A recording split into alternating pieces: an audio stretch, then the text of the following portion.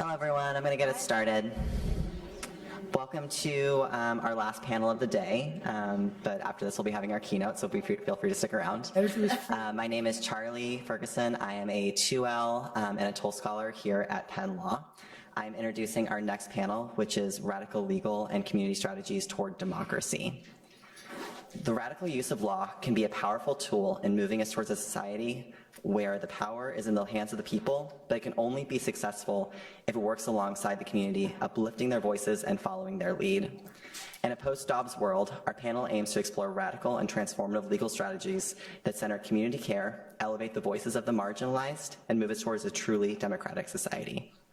I'm excited to introduce our panelists. I want to give one brief note that one of our original panelists, Dean Spade, was unfortunately unable to be here due to some family emergencies. So I really want to thank first Blair Bowie for being here with us on a second panel of the day. Blair is a senior legal counsel and Restore Your Vote manager at the Campaign Legal Center. We also have with us Cynthia Alvarado, the writer and educator and advocate for change, and Bruce Reilly, the deputy director of Vote, voice of the experience and voters organized to educate. Everyone give them a big round of applause. Hi everyone, my name is Sarah. I'm a 2L and I'm going to be moderating. We really want this panel, inspired by something that Cynthia said earlier in this week, to really focus on action and the ways that all of us as law students and lawyers can be better at following community leaders and being a part of community movements for change. So before we get into the questions, I just want to give each panelist, maybe starting with Bruce, a minute to introduce yourself and talk a little bit about the work that you do and how you got into that work. Sure, thank you, Sarah. My name is Bruce Reilly. I'm originally from the New England area where grew up in foster care and homelessness and all the good things that help people end up in prison. And so I spent 12 years there. Was a jailhouse lawyer helping people, fight their cases and such, got out to, be politically engaged, and then ended up going to law school some years later down at Tulane in New Orleans, where I've been working with an amazing group of people locally, but also nationally, that's directly impacted people-led organizing for policy change. We have a staff of 30, about 80% of us are formerly incarcerated. One of our former staffers is right next to me. Her name is Sarah, and she's amazing. And so I'm really thankful to be here. We do a lot of things around legislative session, city council. We get people elected or unelected, depending on how we have to do it. We're really building a force of power in Louisiana, a place that's the most incarcerated place in the world. And I also get to work with Blair. Hi everyone, my name is Cynthia Alvarado, and I was born and raised in North Philadelphia, as we know it as the trenches. I'm a product of a school-to-prison pipeline, a product of capitalism, the drug on war, the war on drugs, sorry, which affected my family and, led my father to be domestic towards my mom. So I was not only poor, traumatized at home, obviously, school to prison pipeline obviously lands you in prison, right? Where I was thriving academically, I was withering away inside emotionally as a kid. And in doing so, I didn't learn how to have healthy relationships. It makes me a little emotional. And I believe that when I went to court, that was used against me. And I was in a fatal car accident in 2006 where my uncle, he succumbed to the car accident and I survived. So I had a broken pelvis, survivor's guilt, and I was prescribed OxyContin by a doctor. I became addicted. I had to learn how to walk again. In the process, my whole world went upside down. A year after that, I landed myself on a corner in North Philadelphia where I was born and raised to self-medicate, right? From all the childhood trauma and reoccurring traumas. On that day, my life changed forever. I solely went there to buy pills, right? Because I was always hurting inside. Something bad happened, a crime was committed by someone else. I didn't know that a crime was committed. I took off, right? That's what I was ordered to take off, take off, take off. From North Philly, I left. Later that night, I was arrested by homicide detectives, and I couldn't believe it. I was like, homicide, who died? You know, I was really shocked. So I, at that time, you know, believed in our system because as a little girl, I'm a first-generation American, so I was always so proud to pledge the flag. And at that moment when I was arrested and charged with felony murder, and I believed in the system, I decided to go to trial thinking and believing that since I didn't commit this crime, that I would go home.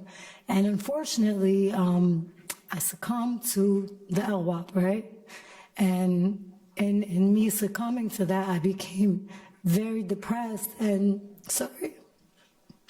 It just reminded me of my life as a little girl and how I felt like I never mattered then because of the broken windows theory, and I didn't matter in the courtroom as well. So imagine how I was feeling. I went upstate, and it took every ounce of me to get out of bed every day because I wanted to just end my life. But I heard a little voice kept telling me, Sin, you gotta fight, you gotta fight. I got up, I drank coffee, I didn't shower for like a week. That's how depressed I was. I decided when I got up there to fight, and I said I'm gonna fight until the day that I die. I entered GP, met a lot of amazing lifers, but they didn't have any hope, and I seen it in their eyes. And I said I never wanna become those lifers. So I started to educate myself on philosophies and, you know, on the law. And in the process, I started to heal from my childhood traumas. You know, it's like I had to raise myself in prison. And I got to a really great place. I was actually free inside of prison. I feel more incarcerated out here than I did in there, right? I learned the law. I appealed on every level. I exhausted every remedy. I had great arguments, and I was turned down on every level. I told God that if I would have lost this last appeal, that I would end my life. Because in there, it is not living, it is solely existing. It is that bad. And I won the federal habeas corpus after 11 long years. And I lost faith in the system, but Judge Leeson, who is a white man, because at times I was angry at white people, and it brought healing that some people do care. And it restored my hope in humanity, and I felt alive again. With that being said, I came home, but I left behind people that were like my mothers and my sisters. So I have survivor's guilt for that. I came home, boots on the ground, to the pandemic, and I decided to pick up, you know, the ring light as I seen people doing TikTok, and I said, I'm just gonna tell every story that I seen in there, and I'm gonna let the world knows what happens in America. And, you know, I do a lot of advocating on an individual basis. I do protesting, boots on the ground. I assist lawyers for free in making sure that my comrades are not being forgotten because of their financial situation. I'm very honored to be here. I prayed many nights when I was in prison to be able to tell my story, and I'm here now, and I'm extremely grateful for everyone who's here. Thank you, and I hope that today we could bring some healing with these solutions, because that's what we need to heal. And prison does not heal people, it destroys you. Thank you.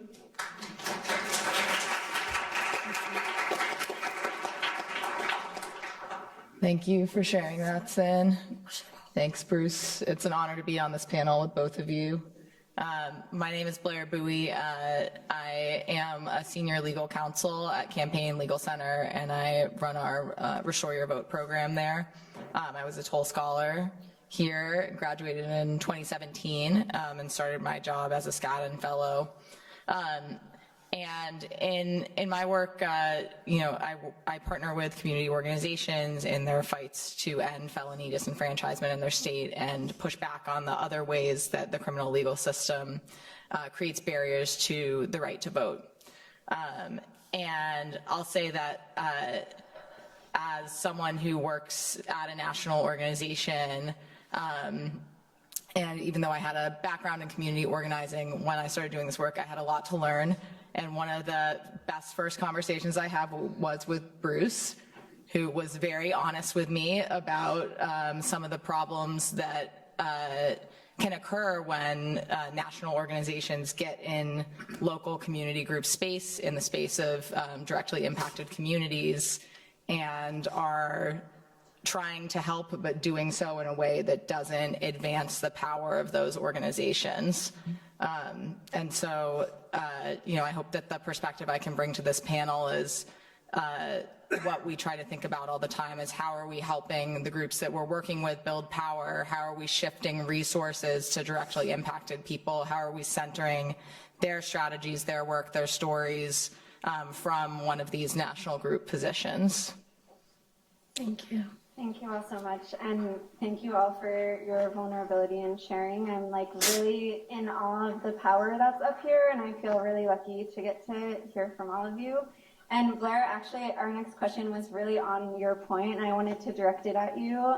As somebody who's working on more of the national scale and at a bigger organization, what do you think are some concrete ways that people in the legal field can uplift the work of community groups, jail hustlers, incarcerated and formerly incarcerated folks who are doing a lot of this work at the grassroots level?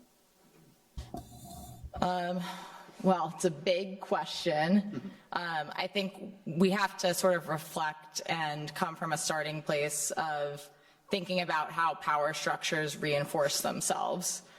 So the nonprofits and organizations that are able to raise a lot of money, raise money from foundations that are generally funded by some of the biggest corporations and wealthiest people. And I think there's a lot of good people directing those funds and directing the organizations, but we have to be cognizant that the money sort of flows towards protecting the status quo naturally, and we have to do everything we can to try to redirect where the agendas are, where the money is going. And I think the best way to do that is just to work from the ground up. So a lot of what we do is, like I said, trying to partner with organizations, focusing on groups that are run by and build power for directly impacted people. We also, I also think a lot about, as a lawyer, what's like the skill that I can bring to the table to help people. And I think in law school, I didn't spend a lot of time focusing on direct services. But as I was sort of constructing my fellowship, I thought that that would be an important piece of that. And I've come to realize that because I'm able to perform a lot of direct rights restoration services and ground our work in closing the access to justice gap in terms of information about how people restore their right to vote, when people are eligible to vote, our work is so much stronger because we can see the problems that are happening on the ground. Everything we do is inherently building power, and we're just tackling a lot of issues that we wouldn't be able to tackle otherwise. So we focus on partnering with community groups, listening to their lead, adding value where we can add value. And I would say an important part of that is not just providing our legal expertise and our training and all the good things that we can provide, but also providing money, providing sub-grants, shifting those resources. That's a big part of what we think about and try to do. Thank you. Yeah, and from the other side of the aisle, and Blair, I'd love for you to add what you want here as well, but I was hoping for Bruce and Cynthia especially to speak about what are some of the traits or actions that you've seen from the best movement lawyers, and what are some traits and actions from lawyers that haven't been received well? Well, I can say for starters, I mean, thank you, Blair, for sharing, just a snippet of the conversation we had. What you didn't share was sort of my attitude maybe going into it was like, these know-it-all lawyers and their fancy organizations and blah, blah, blah, always getting in the way.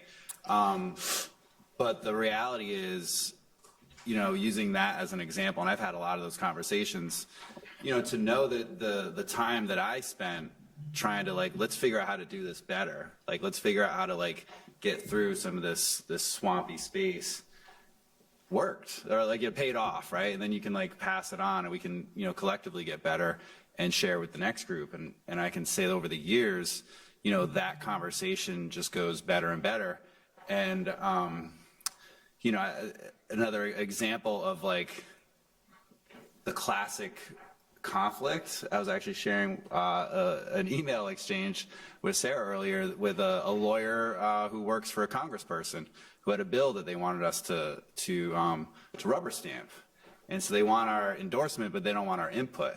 And the bill was a great bill, except for all throughout it said offender, offender, offender, offender. And it was a reentry bill about getting housing money for reentry. Clearly the intent was to like humanize people. And so I responded and added a few strategic people to the chain. Great bill, please get rid of the word offender. Gave them a link to this People First campaign that we've been working on, like nice handy stuff, and try to be positive about it. And someone from another big time organization, national at that, said, yeah, we tried, they're not going to change the language. And so I said, well, then I guess they're going to get a big lesson in FUism, and which he found worthy of saying ha ha ha back as well. So, and then the staffer, this lawyer who probably went to an Ivy League school, I don't know, responded, oh, well, that would complicate things. You'd have to change the whole section because offender is everywhere, blah, blah, blah, blah, blah. You know, make the bill longer. We've heard this critique, but like we won't message that like publicly.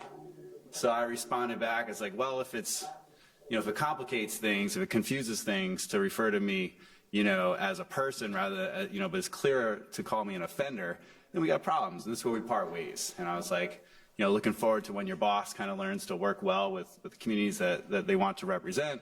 Mm-hmm. And you know, but basically said, this is sadly the answer I was expecting. Because I've had that answer from some of your favorite Congress people's staffers. I've gotten that answer before. And we've gotten to a place where we're like, F you. You know, you would not say this to a whole bunch of different other types of groups, you know, that you're supposedly representing, the writing bills for. And so we need to change that dynamic.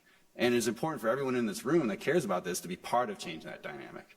And basically be able to say, like, we can't go forward with this bill if it says offender, right? And so I got a response back from the staffer saying, actually, we'd like to change the language and blah, blah, blah, and I'll send you another draft. And then just today, just like an hour ago, whatever, got another draft where offenders struck throughout. And I was like, oh, it worked. So I sometimes feel like the villain. You know, I want to say just nice things. Oh, great, thanks for writing the bill. Like, we're fully supported, whatever, right? But instead, I got to be the one who said someone farted in church. And it's only because people are so nice to each other that they would never do that, right? But I feel an obligation to all those people that I represent with this T-shirt and more that I need to say it. And I get into these spaces, and I fought hard to get into these spaces. What am I going to be if I just go into those spaces and I assimilate to the status quo? Mm-hmm. Right? So it's my job to push, and I would say for everyone here that cares about public interest, it's also your job to push. Let's pause it there. And Cynthia, do you have something? So basically, it's good lawyer, bad lawyer question. Let's do that. Yeah, anything you want to share about, like, what's made your experience good with what it is? So first, I want to say that we have to be realistic, that in order to get a really good lawyer, you have to have money, right? So a lot of times people go to court with public defenders who sometimes are better than regular lawyers. However, a lot of times they're burdened with many cases, and you know, I've read cases upstate where the lawyer didn't even research that the man that he was representing, killed a pregnant woman and something like that. But I think a lot has to do with capitalism, money, right? The best, lawyers cost a lot of money, right? That's what people think. My experience with lawyers is that, I feel like a lot of times they don't look at us as humans, but they look at us just as money, right? Because they're getting paid. In my opinion, I think jailhouse lawyers on the inside are the best lawyers because we study constitutional law, right? And we know that everything else, when they're denying our stuff, we're like, this is BS, right? But I can't fight you up until I get to the federal habeas level. By that time, I may die, right? Where we could resolve this on a state level. I think a lot of lawyers that I work with on cases for a lot of my comrades, they don't respond, not even to University of Penn, who's willing to assist them. They don't call the families. They barely interact with the people they're representing. And you have to ask yourself, why? Why did you sign up to become a lawyer and, protect a person, right, in a courtroom if you're not doing it all the way around the clock? So I'm very skeptical of lawyers myself. That's why I'm a legal consultant on cases. I'm making sure that the lawyer who's representing a friend, that he's doing his job, because I know my shit, I think that I believe in individualism, that there's, it could be 20 lawyers and they're not all the same, right? So we have to factor that in as well. But with our system, as we see, there's many women in there right now that are poor. They have great evidence. They have innocence claims, which trumps any procedure on a time bar issue. And there's not many lawyers saying, hey, I want to stand up and help these women. They talk, but I see no action, right? And that's what's been happening for decades. I tell you that the women are being forgotten. There's not many women lifers in Pennsylvania, and many of them are there for crimes that were committed by men. And you would think that lawyers would say, damn, let me step up, let's get 30 lawyers and help 30 lifers. But because there's no money, people don't really move out. So I think a lot of it has to do with money. I know my good friend Caroline Turner, who is a lawyer, does help on pro bono cases with a full-time job. So lawyers like that, I respect, because she doesn't have to do it and she's not getting paid, right? So I think that there's if you're going to go to law school, and you're going to take that oath to defend a person, you must look at them like a human being first, not a prisoner, or even the crime that they was accused of committing. Because I've heard lawyers say, well, he was charged with murder. Yeah, you could be charged with murder, but doesn't mean you committed the murder, because you're innocent before you're guilty. But here in America, obviously, with the system of bail, we know that you're guilty before you even go to trial. So with that being said, I think that there's lawyers have to look at themselves in the mirror every morning and say, damn, what can I do more, right? If they don't have the money, can I just do it for a little less? Or can we do something to connect 5 lawyers to work on a case? I think that lawyers really need to stand up and help those people in prison that are dying. Many of them are innocent. And we all know this because mass incarceration is BS. It perpetuates the status quo. Many of the people in there, 99% of them, are in there for economical crimes or psychological crimes that were imposed on them via capitalism. And the same, capitalist society that, perpetuated all that trauma is not even helping to fix. They'll donate here, they'll donate there, but yet they'll also donate to Democratic parties, right? And those parties accept that dark money to perpetuate mass incarceration. So money could compromise the heart if you're not strong, right? So keeping your heart protected is what I did in prison, and that's how I survived. I wanted to protect my heart. I wanted to be a good person. I helped on many cases for free. Stood up many hours working on PCRAs, on writing commutations, on making copies, researching case laws, because I cared about the person, not about the money that they was going to give me. Now, I do know people have to survive.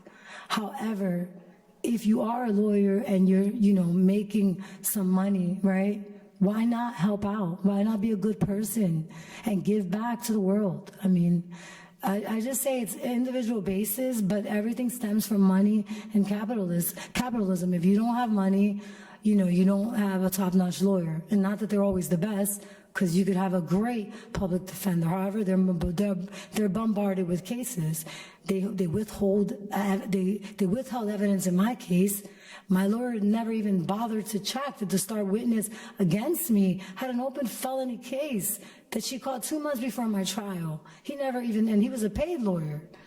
You know what I mean? So it's like, we could talk all day about, You know, I feel like they just don't swing the bat all the way around, and then they cherry pick what motions they want to put in because they say, oh, well, that might not work. That isn't your choice to make that, even though Brady says you can. You have to swing every bat, and if the motion gets denied, let it get denied and proceed to the next.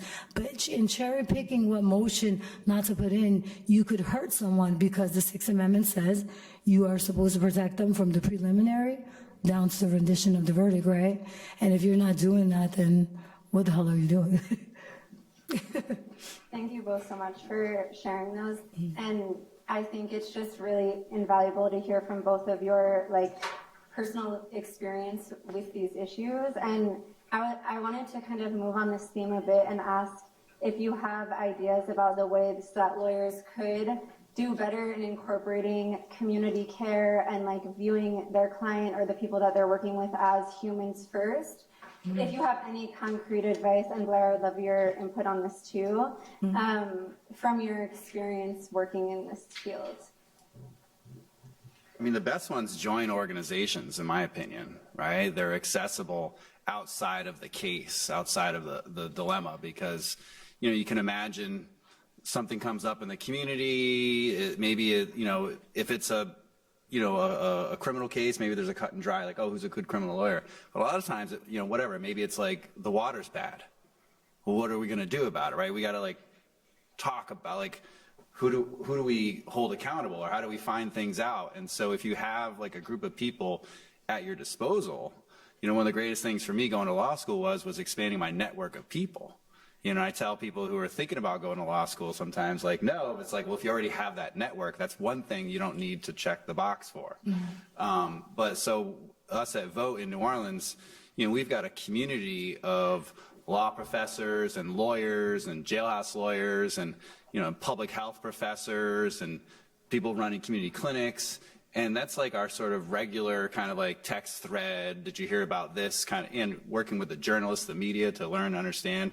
And so when we go to reach out to try to get some support, in one case, we had a jail-based voting issue of where the sheriff was, probably denying people their voting rights and doing all sorts of bad things. So we, thought amongst ourselves, well, who do we know that's doing some specific jail-based work? So we reached out to Blair, and, because we already had a pre-existing relationship, and it was the first time we ever got to sort of dive into a case a bit.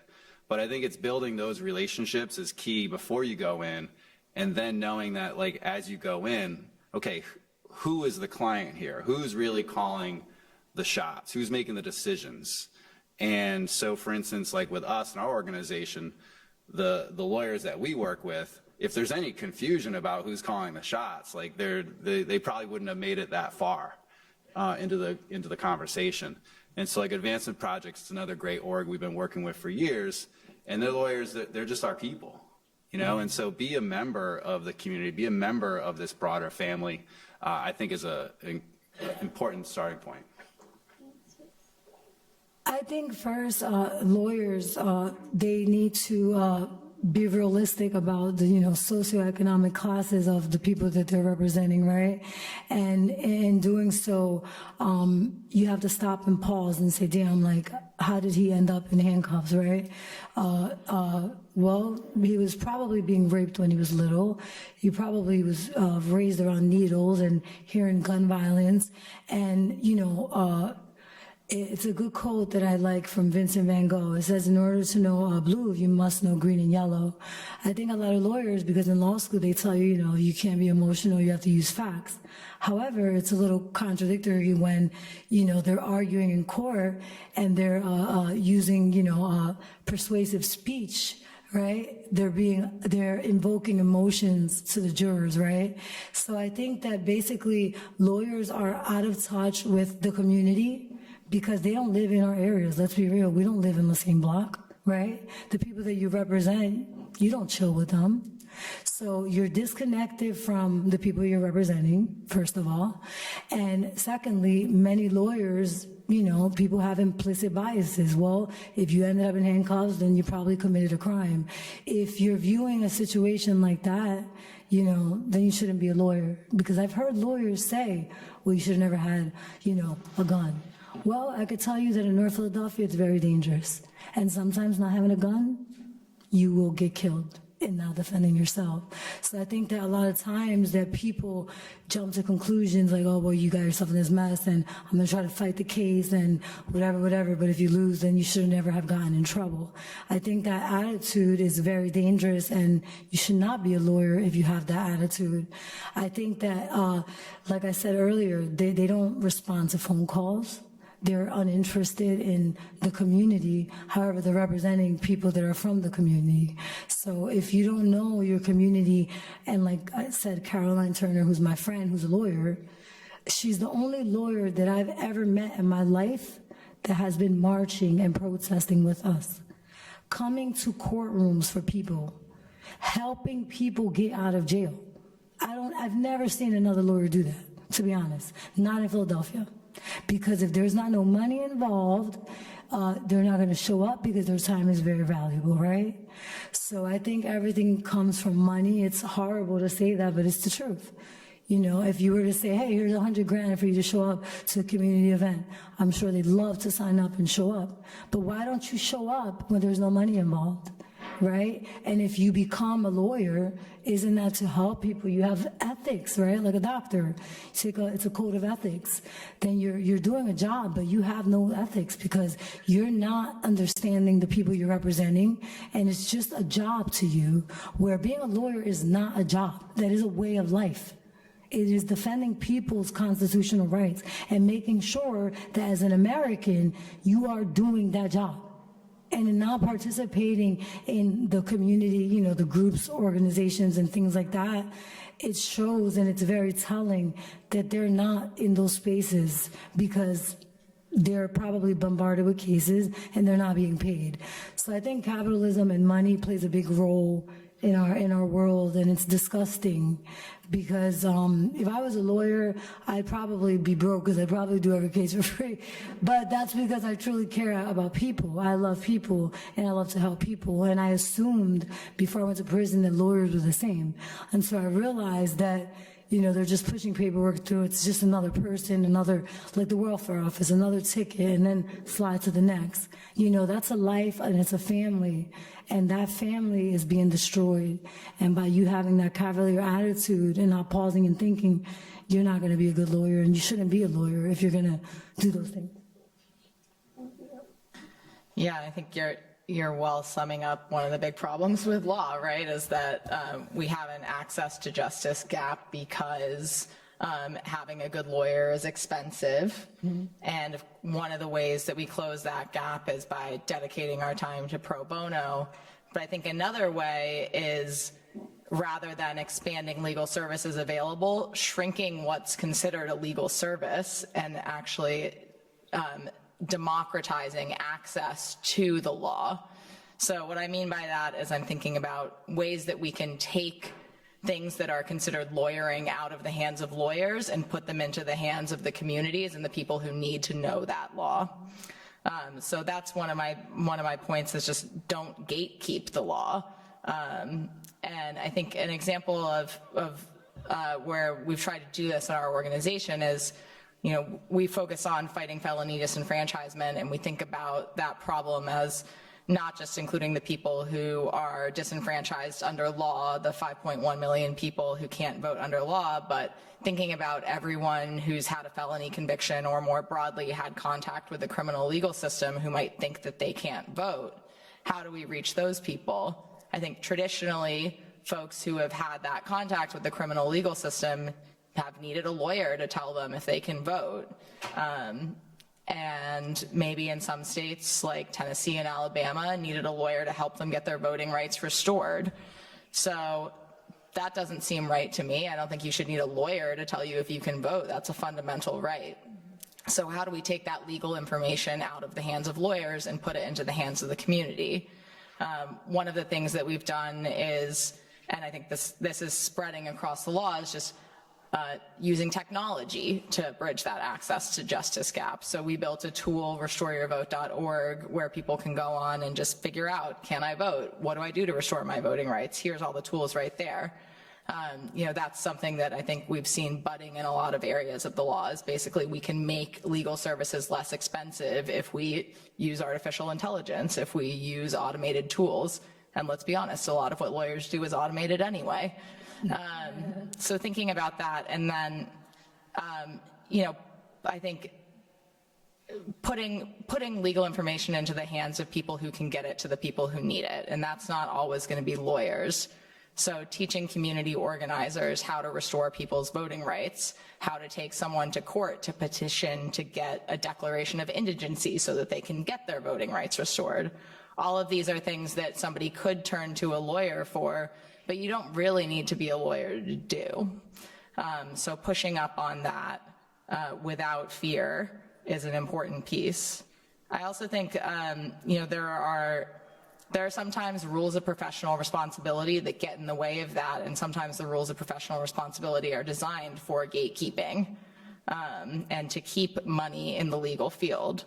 So trying to think about creative ways to deal with that when you come up against one of those rules that is designed for gatekeeping.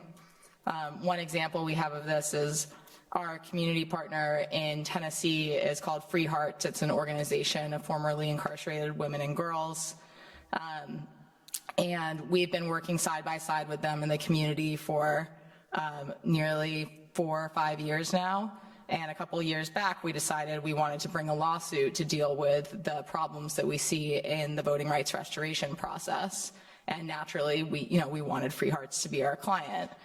But what we ran up against is that we've been giving Free Hearts subgrants for years so that they can hire organizers to do voting rights restoration, and there's a rule of professional responsibility in Tennessee that says you can't give money to your clients.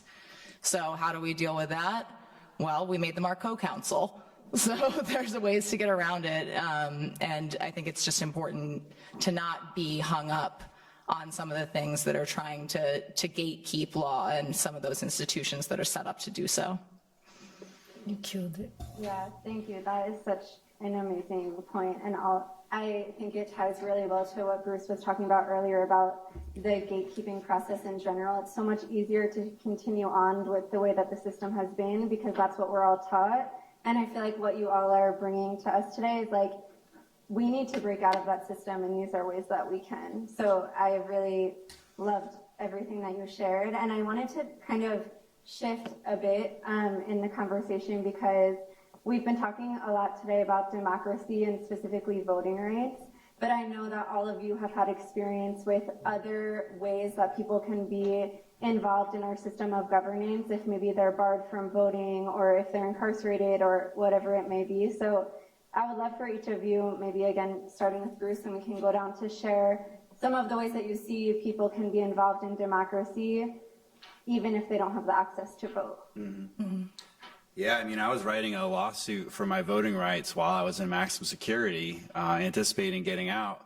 And then I got out and I walked into a constitutional ballot campaign in Rhode Island where I was on parole. I didn't have voting rights.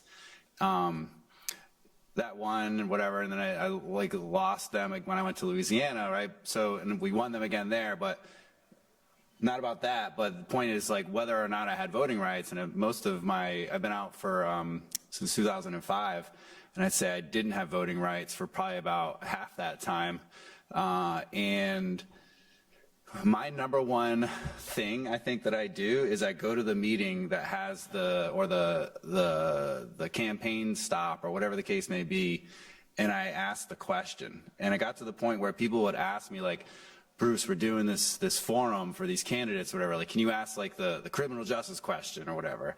And so I'll always like, back somebody or all of them into a corner, sort of tie it up with a bow, ask the question where they have nowhere to go except say, well, of course I support second chances or whatever the case may be, right? And then have to at times do the follow-up and engage because like none of those candidates are going to know more about the criminal legal system than I do from the ground up, right? And so that is a space where everyone gets to be present, the cameras are rolling, and they're on record. And we can like get to the bottom of things in a way. Or I'll go to hearings and, where we do a lot of lobbying down in Louisiana. I did so as well in Rhode Island. and engaging, not just telling your story, but also giving the legal analysis of like why this is wrong, why it should change, given the public interest of everything. So, you know, framing stories with journalists is another big part of the work that I've been doing over the years. Doing legal work with people that may be your counsel or not. And I really appreciate you guys making them co-counsel, because one of the things that a lot of us jailhouse lawyers do in organizations that maybe don't have counsel is we do the legal work, you know, maybe like 85% of it, and then the lawyer puts their name on the bottom of it and says, I filed this amicus to the U.S. Supreme Court or whatever. And you're like, yeah, you filed it, but you just didn't write it, you know? Like, You didn't think about it. Yeah, so I think, you know, legitimizing the people in the community and those bearers of the real politics you're trying to push, I think is a really big thing that lawyers could be mindful of, because they love getting their name on the bottom of the thing. And we actually just did an amicus to the Fifth Circuit around housing, and the lawyer that like did a whole lot around the Fair Housing Act, which was great material, but didn't know anything about criminal records discrimination. So myself and then our new general counsel put in a whole lot of work to make this a good, solid amicus. And fortunately, my GC was very adamant that her name be on the block. And I kind of, in a way, was giving her like her sort of like props of like, you go, like she got a law degree and she wants her name on the block too, but it was more about our name on the block. And it was the first time Vote's name has ever been on the block. And I was like, oh.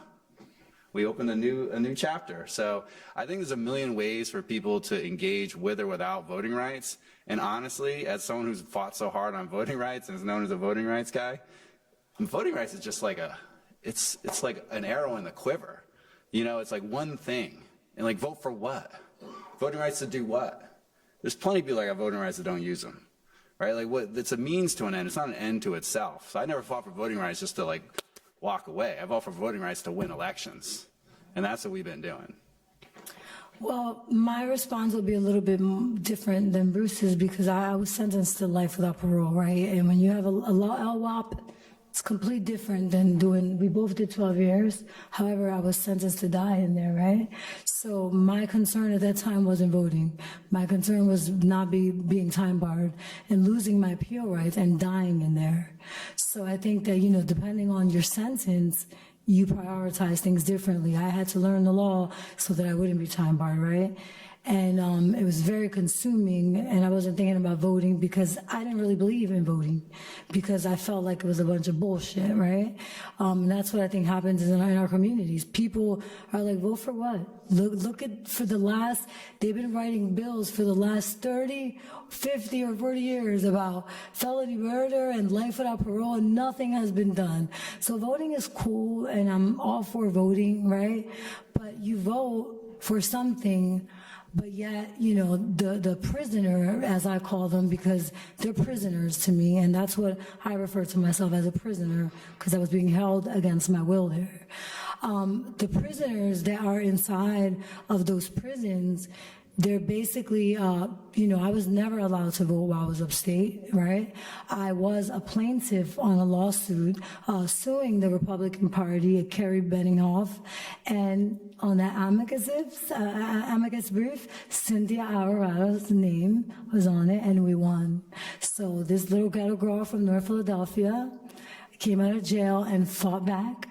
And even though, you know, it doesn't make a huge change, but it makes me feel very happy that my comrades who are from Philadelphia will now be counted in Philadelphia, where their political interest lies, not in the rural communities that don't even like us, right? They don't even know us. They're afraid of us, and they benefit from our incarceration. So why should we be counted in those rural areas, right? So I think that was a good win, right? That was great. So that did kind of change the way that I viewed voting, because, you know, I'm from the ghetto, and a lot of people in the ghetto, they don't vote because they're so oppressed, and nothing ever changes. They're like, vote for what? For vote a politician in who's going to steal the money? Because that's what happens in Philadelphia. Let's keep it 100. You have these council members get in, and they're so amazing when they're running, and then, you know, they have a federal case because they stole the money, right? Money that could have went to women lifers for lawyers. or things like that, or like my DA at the time, Seth Williams, who withheld information on my case. I could have went home that day. He withheld that, and he went to federal prison, and he was a criminal. He was the real criminal. However, I was sentenced to life without parole. So upstate, I could tell you that when Larry Krasner was running for office, because I was an organizer inside the prison, I did it from day one. I started banging since the county. I started fighting. I educated everybody and their grandmother about law in prison. And then I rallied together all of my lifer comrades and our lifer association groups to make sure that we uplifted our grandmothers and Puerto Rican aunts that never voted in their life to get out there and vote for that man who was a civil rights attorney. And it only made, to me, it was amazing because I know what civil rights means, right? It's what you're supposed to have as a person in America, just a human being, period. So we did that. We got Larry Krasner in there. There's no doubt about that it was the lifers in Pennsylvania, Philadelphia, because we have the majority of lifers in the world that are from Philadelphia. And he's in there because we, the people, upstate, got our people to vote because we couldn't vote. With that being said, you know, when your hands are tied like that, you got to use other people's hands and feet to move for you. And that's what we did, and we got him in. And he didn't let me out. I won my federal habeas petition on my own, winning and fighting from the very beginning. As lawyers, you know that you can't skip a beat in appeals because you'll be time barred, right? And then it would be deemed procedurally defaulted. So that didn't happen for me because I wasn't going to allow that to happen. However, you know, having him in there, even though there still needs to be a lot of changes, brought a lot of, you know, comfort to us lifers that were from Philadelphia, that we had some hope that maybe we won't die there like the many of my sisters that I've seen dying there. So yes, voting was powerful for that election. However, you know, on a level on Congress, to be honest, I lost a lot of faith in that a long time ago. It seems like they can't pass anything or decide on anything that makes sense. It's completely irrational. So it's a democracy, I guess we call it, but I don't really feel like it's a democracy. I kind of feel like it's a totalitarian government where, you know, you challenge a conviction, right? And you're legally allowed to challenge it. But here you have all new evidence that says you're innocent, but you can't present it because you're time barred. A procedure that is not constitutional law. It's a procedure, right? So there's so many things about voting, and you could have a right to vote, but if you don't have a right to use your evidence that says you're innocent, who the hell cares about a vote? So it's like you have to be devil's advocate, especially as a lifer. I had to think like the prosecutor, I had to think like a lawyer, right? Because I was fighting my own case. And in between, at the end, I hired a law firm with a good name because I'm not stupid. I know how America works. But they were my issues from the beginning all the way up, and I never stopped fighting. And I won. But the many of the women that are up there would love to come out here and vote and make changes. But unfortunately, Pennsylvania is so conservative and so, in my opinion, demonic as a state. I've never seen, listen, when I was in prison, I would look out and my cell was facing the death row. And every day I thank God that I was there and I wasn't on death row, right? Even though I hated prison. But I can tell you that prison made me angry. It makes you angry. It makes you bitter. It makes you want to perpetuate hate because of the wrath that you felt from the system, knowing that you're innocent, or knowing that the DA has the power to lower the charges, but they don't. However, they reach so high because all they care about is the numbers, the stats, and not a person's life is very, to me, un-American and contradictory to what the Constitution is supposed to stand for. But I mean, we played the game of state, we fought our cases, and we lost on every level, even when we knew we were right, you know. But that being said, voting is amazing. We did it in prison. We got Krasner in there, but we need a lot more than just freaking voting, bro. Shit is getting too real. Thank you. Blair? I think a common thread there is sort of reflected in what I've seen, which is that people who have lost the right to vote can be some of the most powerful and creative and effective community organizers out there. And I think a lot of the organizations that we work with are run by or have fellows or have organizers who still don't have the right to vote and are fighting for it.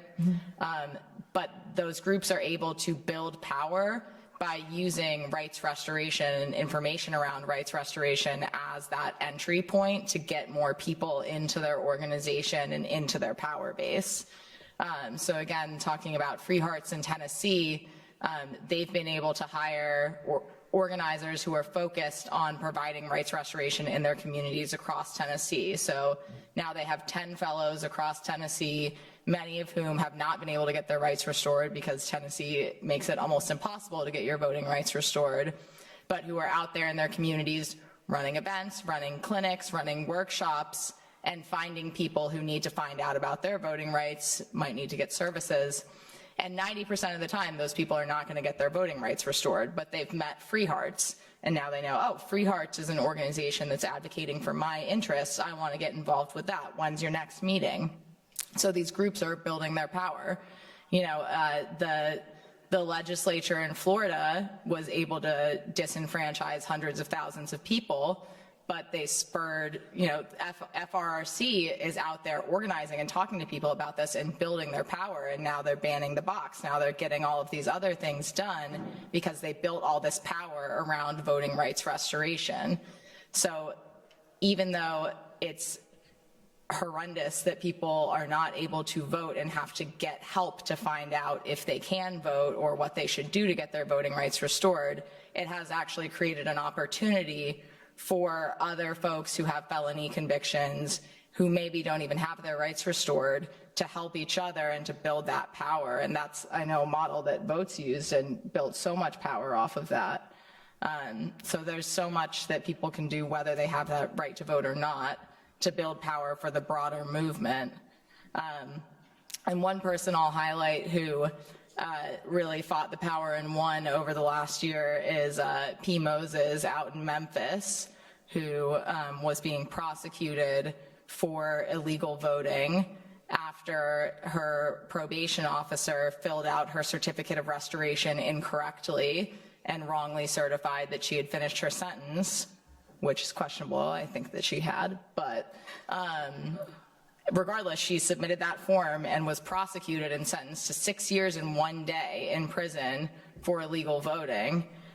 She fought those charges the whole way, and she was able to get her story out into the media, get her story in the New York Times, get her story national, and it turned out that the prosecution had withheld evidence. So she got her conviction overturned on a Brady violation, and because of all of the terrible press around this, because she had been so relentless in telling her story, the prosecutor did not bring charges, and then the prosecutor lost her election. A terrible, terrible prosecutor in Memphis lost her election to a progressive prosecutor. And a lot of that was just her power, and she did not have the right to vote, but she was using her voice and telling her story, and just fighting relentlessly, and that made a huge difference. Mm-hmm. Yeah, I think one of the big things is, you know, I talk about campaigns a lot with people strategically, and sometimes I use this phrase, the fullback campaign. They're like, what's a fullback? It was like, well, in football, you know, the fullback blocks, opens up the hole so the running back with the ball can get through and get the touchdown. Go Eagles. But so the, you know, sometimes you got to have a campaign to beget other campaigns, and things like voting rights campaigns, you know, where to win them, you're basically, you know, telling a body that we are your neighbors, we're humans, we're citizens, we care about the community, we're leaders, we're givers, we want to volunteer, we want to do our civic duty, all these things, and eventually that person hearing that, for them to change their position politically, has to go from, you're just BSing me, I don't believe you, you're just talking a good game, to, you know what?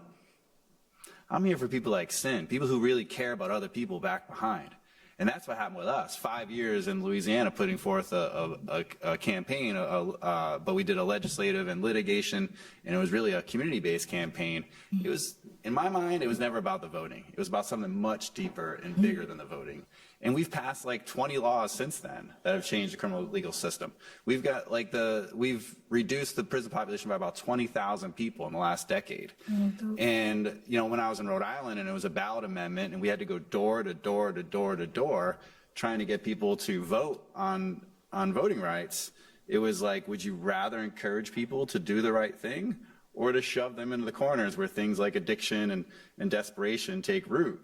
And everyone's like, no, my nephew actually was in prison. I've been trying to get him to do the right thing. Well, then you should vote for this too, right? And so it's that engagement that can be done by anybody, but it's done really well by directly impacted people. But it's that engagement that changes the hearts and minds. So then you have politicians, whether they felt the light or whether they felt the heat or saw the light, you know, it's like they changed.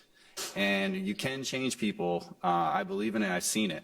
And I've seen it amongst some of the worst. So, like, you know, you keep on believing in that.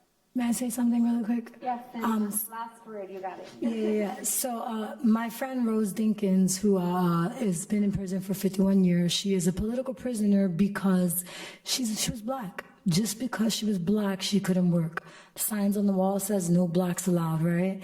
And she, you know, was very intelligent, and she couldn't work. Her husband got locked up, and she went to go rob a convenience store to feed her kids. Changed her mind last minute.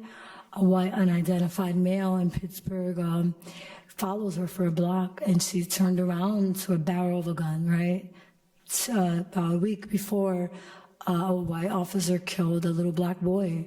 So she shot first and she had to drop on him. But this officer exacerbated his own murder by following her and not identifying he was the police. She didn't know who he was. Long story short, she has exhausted all of her appeals, obviously. They label her as a cop killer. Via Instagram, I changed a lot of minds about Rose Dinkins.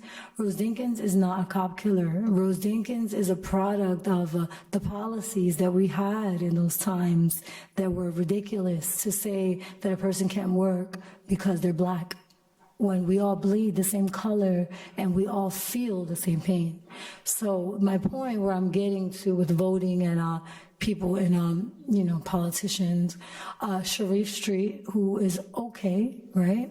We wrote him many letters in prison about, you know, life ending, life without parole in Pennsylvania. The problem with Sharif Street's bill was that he excluded my friend. He specifically wrote on that bill that this bill would pass except for those that committed crimes against the police, right? However, Rose Dinkins did not commit a crime against the police officer. Rose Dinkins was a very dark-skinned black woman who could not work. And as her friend for a long time, I know that she's very OCD and she would have loved to work anywhere. So she did a bad choice in desperation, right? And if you're not in that situation, you cannot relate and you'll never understand. So I view Rose Dinkins as a political prisoner. I view her as somebody that they threw away, shunning her from employment, riddling her body with bullets. You know, in that bill, she cried to me. She called me. She says, Bella, she was like, I'm never getting out of here. And I said, Mama, don't say that. You're going to get out. So I happened to bump into Sharif Street, and I was like, I want to talk to you. I want to look at you face to face, because I used to be a lifer, and I wrote you many letters. I was like, I salute you for the bills. I was like, however, in your bill, I said, you hurt one of my friends who's like a mom. I was like, because she, at that moment, was so saddened to know that she would be excluded. Simply because she was trying to feed her kids, the police decided to chase her down in that time in the 70s, you know, it was very, I mean, it's still racist now, but it was really prevalent back then. So I looked him in the eye and, you know, he tried to interrupt me. I said, let me finish. I said, Rose Dinkins, I told him the story. I said, she was black and she couldn't work, right? She's a political prisoner. I was like, and you excluded her from that bill. And I want you to know, I said, and then when I finished telling him the story, his eyes were filled with tears. I said, no, you don't have to cry. I said, but when you're talking to your buddies and you're excluding people that commit crimes against a police officer, a life is a life. Sorry to say, at the end of the day, a life is a life, because in New York City, cop killers are released. So geographically, because of a couple miles away or a couple hours away, we have different policies. And after I told him the story about Rose Dinkins, he tells me, well, that sounds like self-defense. I said, yeah, exactly. So when you're drafting another bill and you're excluding anybody who has a life sentence with a crime against the police, you are hurting people. She's in her 70s and she's aging out, and you know, I want to see her free, but the reality of the matter is that may not happen. I don't tell her that because I don't ever want to destroy her hopes and her dreams. But Sharif Shreve made a promise to me that he was going to connect to the progressive DA, who's, I guess, going to be going in Pittsburgh and make an ICU like we have here in Philadelphia. And that gave me a lot of hope. And when I told Rose Dinkins, she was very excited. So I just wanted him to know the pain and trauma that he caused her when she read that bill, because she was so excited to get it. She was like, damn, a shot finally. But no, not you. Without looking at her crime and how she ended up in that store. Nobody cares here in America, they just care about the crime.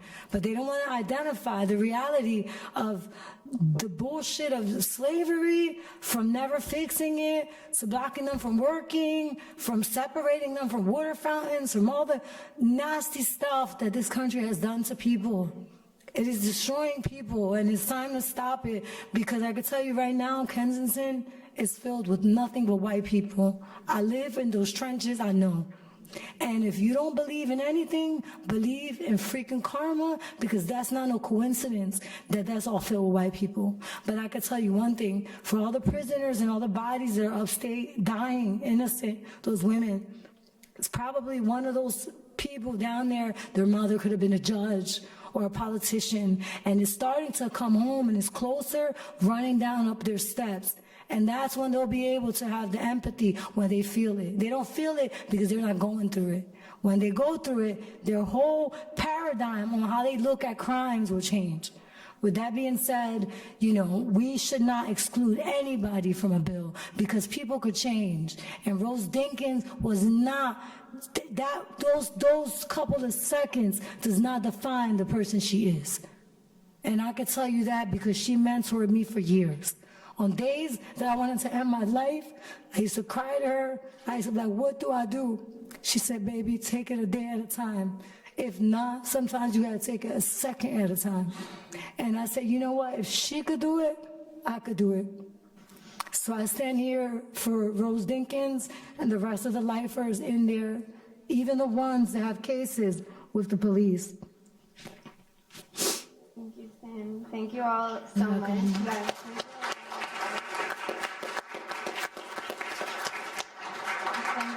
Guys, thank you so much for all of your stories and everything that you've shared. And I think we're a little bit behind on time, but we maybe have time for like 1 or 2 questions.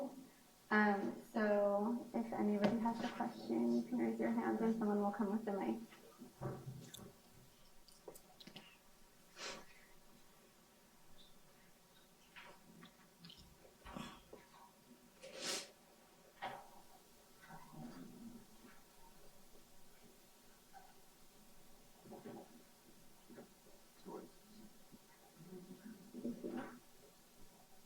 Does that mic work? Yes, and on his side. Oh yeah, we got one over here. I thought you was gonna ask a question.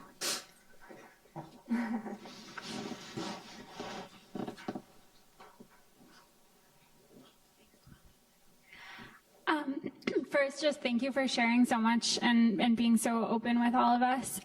One thing I was wondering is, I think that this conversation has definitely been really empowering in thinking about how we can be more involved and more part of the communities in which we're working with. With all the heaviness of the things that you've shared today, how do you manage, what's your process of making sure that you're sustained and able to, be your full self for the people that you're working with in your community while also, fighting against these horrible systems that unfortunately are entrenched in society? And I think it can feel there's a lot of despair, feeling like you're fighting against something that isn't going to change or isn't going to change quickly. And how do you sort of maintain energy in such a long fight? Is that for me? Anyone, Okay. for all of you. So I could tell you that since I've been home, in prison, we don't really trust psychologists, right? Because they write everything down. So we learn to just shut the fuck up and just keep rolling. So I deal with my trauma by, talking to my friends and venting out my feelings, just like I did in prison, right on the prison floor, a conversation, speaking to my friend Caroline. What I do for myself is what makes me happy is helping other people, because, if I don't help these people, I'm just as complicit as the people who put them there, who dropped the ball from the very beginning, like with Rose Dinkins. They just threw her away because she was black, and, fortunately, she has been in there for 51 years. But what I do for myself is what I did in prison. I stay positive every day. No matter what is going on around me, I don't care. I always believe there's always a way out. I always believe there's always a loophole. I don't accept the word no. I refuse to accept the word no, because I believe I could change the word no. And I love to help people and bring them and build them up. And sometimes that's very dangerous, right? Because you get so involved that, you could it starts affecting your body. And I've learned now to pull back when it starts to affect me, because I am such a humanitarian that I would literally try to help everybody if I could. So it's very exhausting, because it's nonstop, right? It's not just like a lawyer, they go home, they read their briefs. I have to help my comrades. I have to do the communicating for them, the thinking for them, the talking for them, the shaming the politicians, protesting of the judges. So it takes a lot on me as well. However, if I survived prison, girl, I can survive anything. I just say stay positive through everything in life, and take it, like Rose said, 1 second at a time. If you're having a bad day, talk to somebody, vent that shit out. It sometimes make you feel better, Bruce, do you have something to add? I mean, I'm not going to brag, but I'm one of the funnest people on the planet. When someone had extra tickets to see Prince at Essence Fest, she thought, I need to bring who's going to be the most fun person. And she called me. So that's on my resume now. I'm always on the Jumbotron at the Pelicans games. I'm a season ticket holder at NBA. I went when they were $9 in the cheap seats, and I could get a beer and a slice of pizza and call it a night, and now I'm living it up, right in the middle of things. So I live in New Orleans. I live in the French Quarter. There's live music. Right now we're in carnival season. I love costuming. I love face makeup and stuff. We have a festival for anything. A famous person dies, we just turn it into a festival. There's a street parade. Bowie Gras, Prince Gras, you name it. And so we do it. And at the same time, I've got a kid who's turning 14 next week, and we live together, and she's going through all those teenage things. So I have my own teen angst being with her teen angst. But we go out to eat, we talk. I got some wonderful friends. I find that the people in the social justice sphere are some of the warmest and funnest people ever. And sometimes it takes maybe, for some people, it's a night at the bar to really kind of see somebody's other side and really get to know them. So I love to dance. I used to be a DJ, and I find that all that stuff is central to what makes my heart tick.